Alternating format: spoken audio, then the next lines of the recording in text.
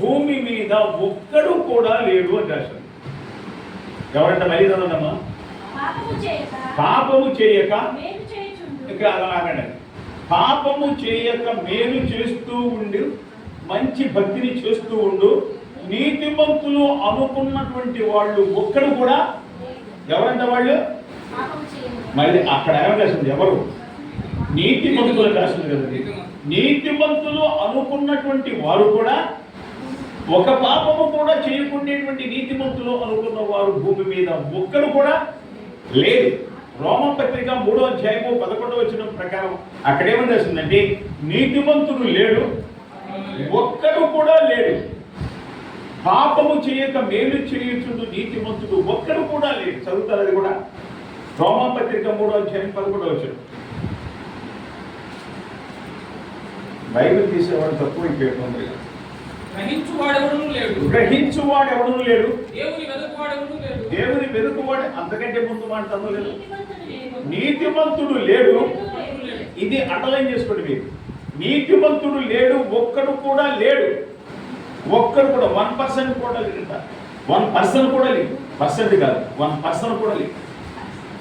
దీన్ని బట్టి మీకు చెప్పండి, మనం పరిశుద్ధమా, మనం పర్లగడానికి వెళ్తామో వెళ్ళము? దీన్ని బట్టి. కాబట్టి పాపము చేయకుండా నీతిమంతులము అనుకునేవారు కూడా ఒక్కరు కూడా లేరు అంటే మనలో ఖచ్చితంగా ఏదో ఒక లోపము ఉన్నదని అర్థమవుతుందా? ఆ తర్వాత ఏముందండి? అందరూ త్రోవ తప్పి ఏకముగా పనికి మాలిన వారైరి అని రాసింది. మనుషులందరినీ దేవుడు ఏమంటున్నాడు ఒక మాటలో? ఆ మాట ఏంటంటే ఊరుకుంటారా? మీరందరూ నా మీద యుద్ధం చేయరు. దేవుడు అంటున్నాడు నీతిమంతుడు లేడు, ఒక్కడు లేడు, అందరూ త్రోవ తప్పి ఏకముగా పనికి మాలిన వారైరి. అక్కడ 23వ వచనంలో ఏమని రాసింది? అక్కడ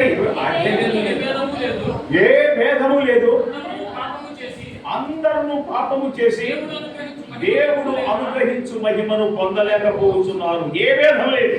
ఈ కులము ఆ కులము, ఏ మతము ఆ మతము, ఎర్రడు నల్లడు, ఆ దేశపోడు ఈ దేశపోడు, ఆ రాష్ట్రపోడు ఈ రాష్ట్రపోడు అనే భేదము లేదు. ఏ భేదం లేదు.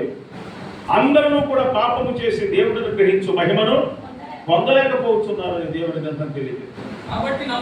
కాబట్టి నమ్మువారు ఆయన కృపచేతనే యేసుక్రీస్తునందలి విమోచనము చేతనే నీతిమంతులుగా తీర్చబడుతున్నారు. దేవునికి స్తోత్రము కలుగునుగాక. దేని చేతనే? ఉచితముగా ప్రభు ఇచ్చేటువంటి కృప చేతనే. అర్థమైందా? ఆయన కృప చేతనే మనం నీతిమంతులు, మాకు 100 రూపాయలు నీతిమంతులు. లేకపోతే మనం స్వతహాగా చేసేటువంటి నీతి క్రియలను బట్టి మనం ఎవరిని కూడా నీతిమంతులము కాదు. దేవుడు తప్పులు ఎనటం ప్రారంభించినట్లయితే భూమి మీద ఒక్కడు కూడా పర్లోక రాజ్యానికి వెళ్తాను అర్హుడు లేదు. కాబట్టి దేవుడు అలాగైనట్లయితే 50% ఉంటే దేవుడు 50% కలిపి పర్లోక రాజ్యానికి తీసుకెళ్తాడు కదా. కాబట్టి కొన్ని పాపాలు చేసిన తప్పులు అనుకునేరు. నువ్వు 80% దాకా వెళితేనే అట్లా అనరాదు. 50% దాకా నువ్వు వెళితేనే గ్రేస్ మార్క్స్ కలుగుతాడు కాదు తప్ప గ్రేస్ మార్కులు కలపడానికి కనీసం 80% ఉండాలి. అసలు ఏమీ లేకుండా 50% 40% ఉన్నా దేవుడు పర్లోక రాజ్యానికి తీసుకెళ్ళడానికి మనకు అవకాశాన్ని కల్పిస్తాడంటే ఆయన గ్రేస్ ఉందంట. ఏంటంట? కృప ఉందంట. ఆయన కృప ద్వారా తీసుకెళ్తాడని అనుకునేది కాదు. నువ్వు శాయశక్తుల 100కి 100 రూపాయలు నీతిమంతులుగా ఉండటానికి నువ్వు ప్రయత్నం చేయాలి. నువ్వు ఏదైనా పొందడానికి ప్రయత్నం చేస్తున్నప్పుడు నీకు రేషన్ కార్డు అవసరమైనప్పుడు దానికి అప్లై చేస్తే దాన్ని పొందేదాకా పోరాడతావా? 2 సార్లు 3 సార్లు తిరిగి మానేస్తావా? నేను మిగిలిన మాట్లాడేది నీకు రేషన్ కార్డు ఆధార్ కార్డు అవసరం లేదా? మేము 5 సార్లు కోరుకుంది దేనికోసం? ఆధార్ కార్డు కోసం. ఆధార్ కార్డు కోసం 1 సారి దిగాము, 2 సార్లు దిగాము. ఒక నెల అయిన తర్వాత మీరు రాలేదు అన్నారు. సరే రాలేదా? మరేం చేద్దామంటే ఎక్కడో జలగల రామారావు గారి స్కూల్లో శ్రీనివాస్ గారు గుర్తుందా? వాళ్ళ ఫ్యామిలీ మా ఫ్యామిలీ కలిసి ఒకేసారి వెళ్ళాం. జలగల రామారావు గారి స్కూలు గుంట గ్రౌండ్ దగ్గర పక్కనే ఉంది. అక్కడికి వెళ్ళి మరి క్యూలో నిలబడి దేనికోసం? ఆధార్ కార్డు కోసం ఎంత ప్రయాసపడ్డామో. మొత్తానికి అక్కడ దిగొచ్చాము. అది వచ్చింది. అది రావడమే కాదు, అంతకు ముందు దిగిని కూడా వరుసగా 3 ఆధార్ కార్డులు చేయాలి. 3 ఆధార్ కార్డులు వచ్చాయి, 3 ఉన్నాయి. కాకపోతే 3టికి ఒకే నంబరు. ఆశ్చర్యకరం, 3టికి ఒకే నంబరు. కాబట్టి దానికోసం అంత పోరాటం చేశాం. అవునా?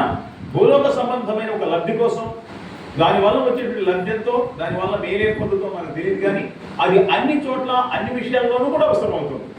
ప్రతిదానికి కూడా రోజు అడుగుతున్నారు కాబట్టి తప్పనిసరిగా అది పొందాలనే ఉద్దేశంతో అంత ప్రయాసపడ్డా. మరి పర్వత రాజ్యానికి వెళ్ళేటువంటి మంచి ఉద్దేశం కలిగి దేవుని నమ్ముకున్నటువంటి మనం ఎంత పోరాటం చేయాలి ప్రభువును అనుసరించడానికి, ఈ మార్గంలో వెళ్ళడానికి ఎంతగా మనం ప్రయత్నం చేయాలి. నేను మళ్ళీ చెబుతున్నాను, ఆ యోహాను సువార్త 14వ అధ్యాయము చూసినట్లయితే, మీరు 6వ వచనంలో చూసినట్లయితే, నేనే మార్గమును, నేనే సత్యమును, నేనే జీవమును, నా ద్వారా తప్ప పరలోక రాజ్యమునకు ఎవ్వరును రారు అని ప్రభువైన యేసుక్రీస్తు అనేక సార్లుగా ప్రభువైనటువంటి యేసుక్రీస్తు అనేక సార్లుగా మనకు చెబుతూ వచ్చాడు. ఎందుకంటే దేవుని యొక్క సన్నిధిలో రక్షణ పొందినటువంటి మనము పరలోక రాజ్యానికి వెళ్ళాలనేటువంటి ఉద్దేశంతోనే కానీ భూలోకంలో ఉన్నటువంటి ఆస్తిపాస్తులు గొప్పగా సంపాదించుకునేటువంటి ఉద్దేశంతో ప్రభువైన యేసుక్రీస్తు నమ్మలేదు. అట్లా ఎవరైనా వచ్చినట్లయితే ఇప్పుడైనా మరి దేవుని యొక్క సన్నిధిలో నమ్మకంగా ఉండడానికి ప్రయత్నం చేయాలి. మీకు కోటాను కోట్లు వచ్చి పడతాయేనో, లేకపోతే 4 బిల్డింగ్లు 4 ఫ్లాట్లు పొందామనే ఉద్దేశంతో ప్రభువైన యేసుక్రీస్తు సన్నిధికి వచ్చినట్లయితే అది శుద్ధ దండగని మనం చేస్తున్నాం. అందుకు కాదు మనం ప్రభువుని నమ్ముకున్నది. దేవుడు భూలోకంలో మనకు కావలసిన వాటిని ఇస్తాడు. నువ్వు దేవుని నమ్మినట్లయితే ఇస్తాడు.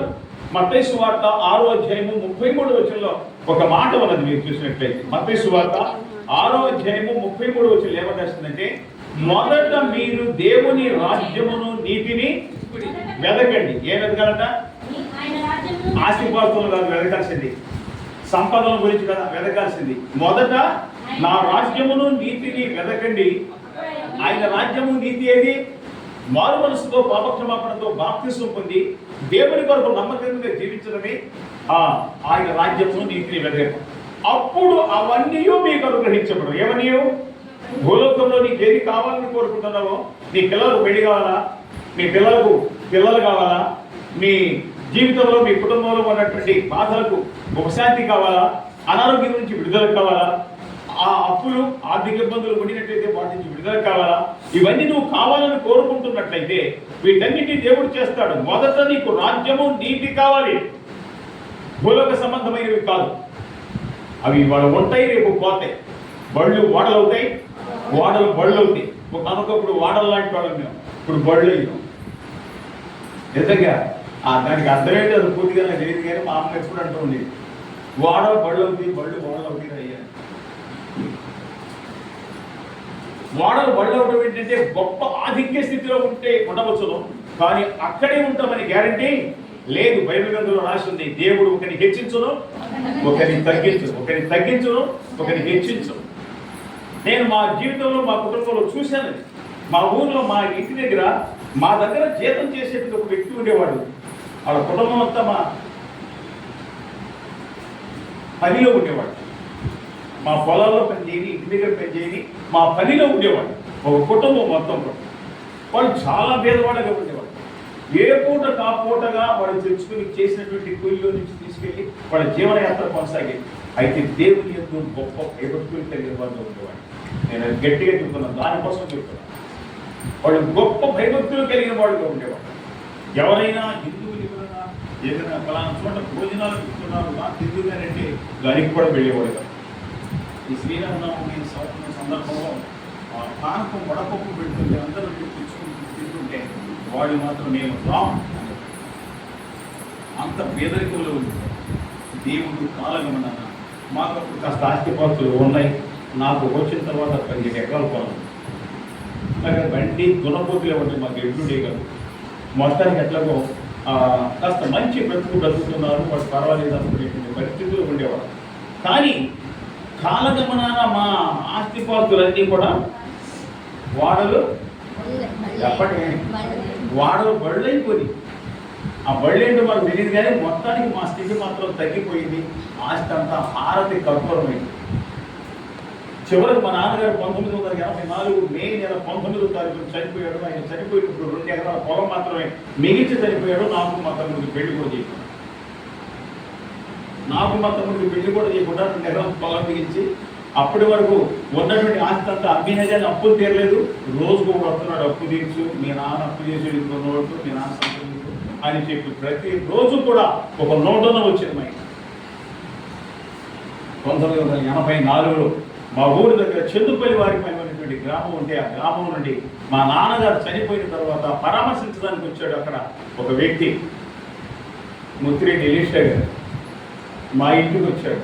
మా నాన్నగారు బాగా తెలుసు కాబట్టి ఆ పొలాల్లో పనిచేయడానికి కూడా ఆ గ్రామం నుంచి చాలామంది విస్తుపోతూ ఉండేవాళ్ళు. కారణాన ఆయన మమ్మల్ని పరామర్శించడానికి వచ్చి ఆయన చెప్పారు, ఇప్పటి వరకు జరిగింది ఏదో జరిగింది, ఇప్పుడైనా యేసుక్రీస్తుని మీరు సంపూర్ణంగా నమ్మండి.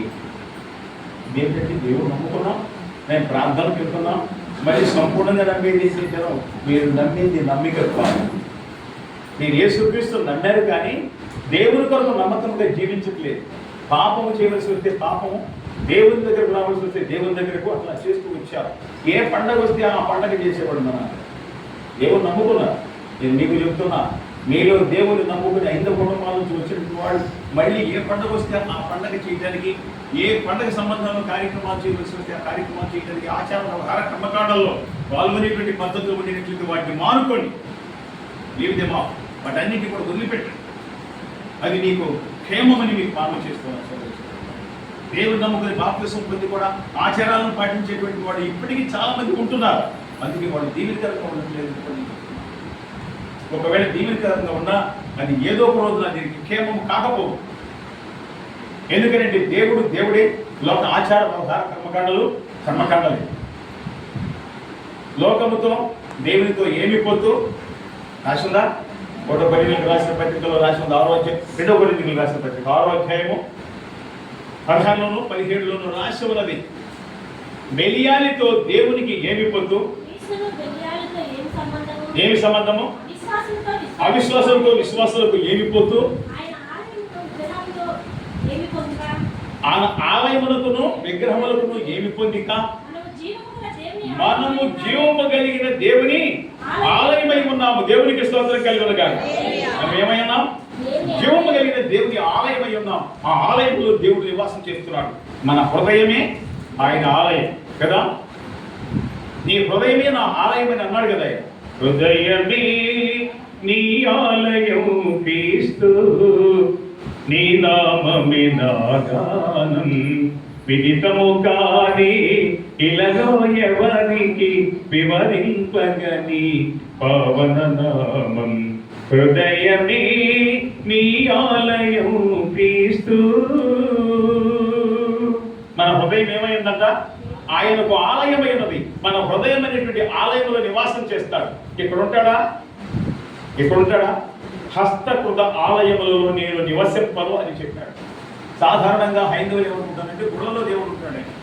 క్రైస్తవులు కూడా కొంతమంది అలా అనుకుంటారు. అది తప్పు. మనం అందరము కూడా చర్చిలో నుంచి బయటికి వెళ్ళిపోయింది, ఆరాధన అయిపోతుంది, అందరం వెళ్ళిపోతామా? అక్కడ ఇక్కడ దేవుడు ఉంటాడని వాళ్ళు ఎవరు నోటి చేయదని. దేవుడు ఇక్కడే ఉంటాడు, మనం వెళ్ళిపోయిన తర్వాత కూడా అనుకుంటే అది భ్రమ. గుళ్ళల్లో దేవుడు ఉండడు. హస్తకృత ఆలయంలో నివసించేవాడు కాదు. ఆయన ఎక్కడ నివసిస్తాడు?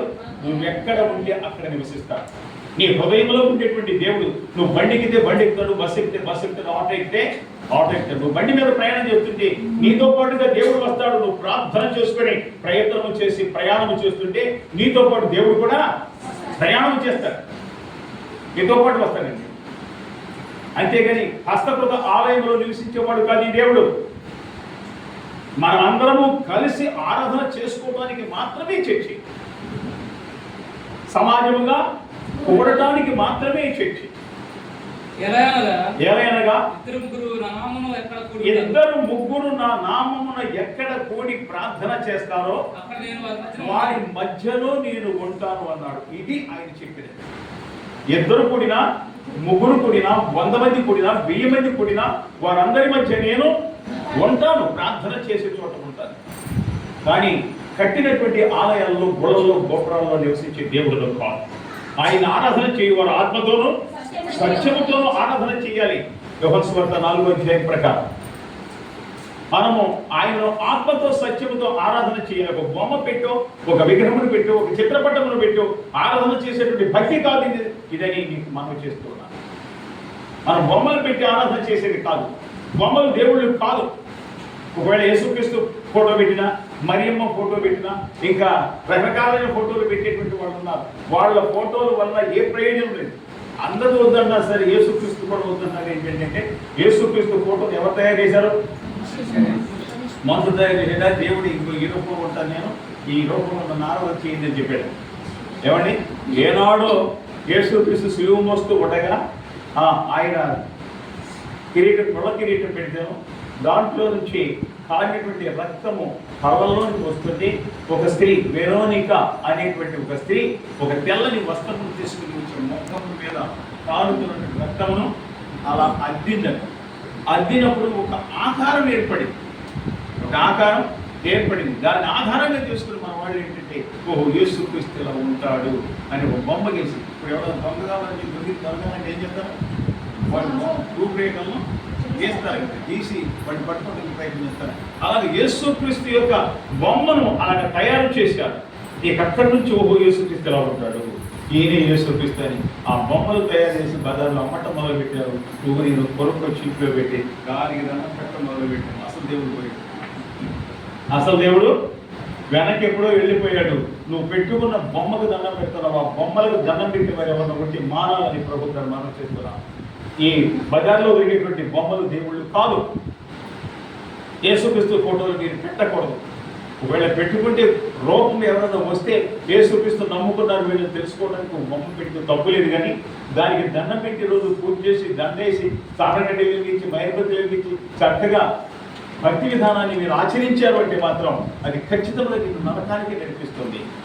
ఒకడు నీతిమంతుడను నేను అనుకున్నవాడు కలడు, వారి యొక్క మార్గము తొదకు మరణములకు చేరుందని రాష్ట్రం. తీర్పు దేవుని ఇంటి వద్దనే ఆరంభమగు కాలము వచ్చునని, అది మన వద్దనే దేవుని నమ్ముకుని రక్షణ పొందినటువంటి మన దగ్గరే తీర్పు అనేది ప్రారంభమైనట్లయితే అసలు దేవుని నమ్ముకున్నటువంటి అన్యజనుడి సంగతి అని గద్దెట్టి మనమే పల్లరాజ్యానికి వెళ్తామో లేదో అనుమానంగా చేయేటటువంటి పరిస్థితిలో ఉంటే దేవుని నమ్ముకున్నటువంటి వాడికి మనం సువార్త ఏమి చెప్పి దేవుని సంగతికి నడిపిస్తాం.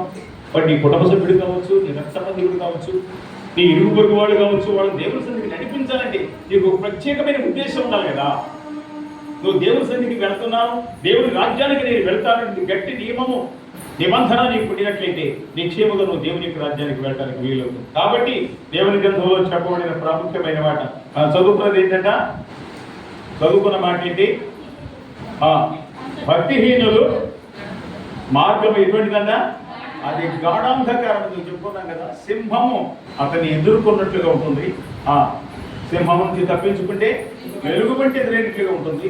వెలుగుబంటి నుంచి కూడా నువ్వు తప్పించుకున్నట్లయితే సింహము ఎదురై నీకు తప్పనిసరిగా నీకు కాటేశ్వరి నువ్వు తప్పించుకోలేవు. నువ్వు కెనాట్ ఎస్కేప్. నువ్వు తప్పించుకుని పారిపోవడానికి అసలు మార్గం లేదు. దేవుని యొక్క కళ్ళ నుంచి ఎవరు దాగలేరని దేవుని గ్రంథంలో రాసి ఉన్నది. కాబట్టి అది బైబిల్ గ్రంథంలో చెప్పబడిన ప్రకారం అది గాఢాంధకారమయ్యే భక్తిహీనుల మార్గం.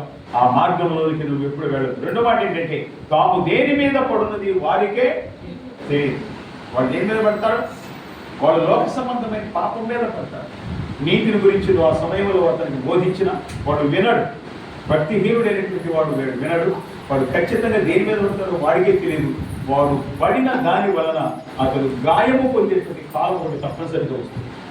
కారణం ఏంటంటే అతను పడినటువంటి ఆ వస్తువును చూసారా, అది గాయపరిచే వస్తువు. అది గాయపడేటువంటి వస్తువు, గాయపరిచే వస్తువు కనుక దాని జోలికి మనం వెళ్ళకూడదు.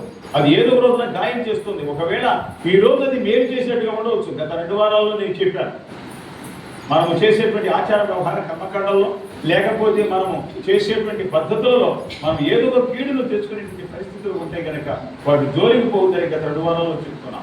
ఈ రోజు చెప్తున్న ప్రాముఖ్యమైన మాట ఏంటంటే, ఖచ్చితంగా దాని వలన ఏదో ఒక కీడు జరుగుతుంది కనుక తాము దేని మీద పడతారో వాళ్ళకే తెలియదు కనుక వాళ్ళు ఏదో ఒక రోజున తప్పనిసరిగా నష్టపోతారు. ప్రభు చెప్పేది అదే, తండ్రి మీరేం చేస్తున్నారో వీరు ఎరుగరు కనుక వీరిని క్షమించమన్నాడు ప్రభు. కనుక భక్తిహీనులు ఏం చేస్తున్నారు వాళ్ళకే తెలియదు. వారి ఇష్టానుసారంగా చేస్తారు. ఎవరైనా అడ్డం వచ్చినా కానీ వాడిని చంపేనే సరే ఆ కార్యం నెరవేర్చుకుంటారు. అటువంటి పాత్రల జోలికి, అటువంటి మార్గం జోలికి మనం వెళ్లకుండా దేవుని యొక్క చిత్తానుసారంగా జీవించి దేవుని నామానికి చేద్దాం. దేవుని మాటలు దీవించి ఆశీర్వదించును గాక. వాక్య భాగంలో చేద్దాం.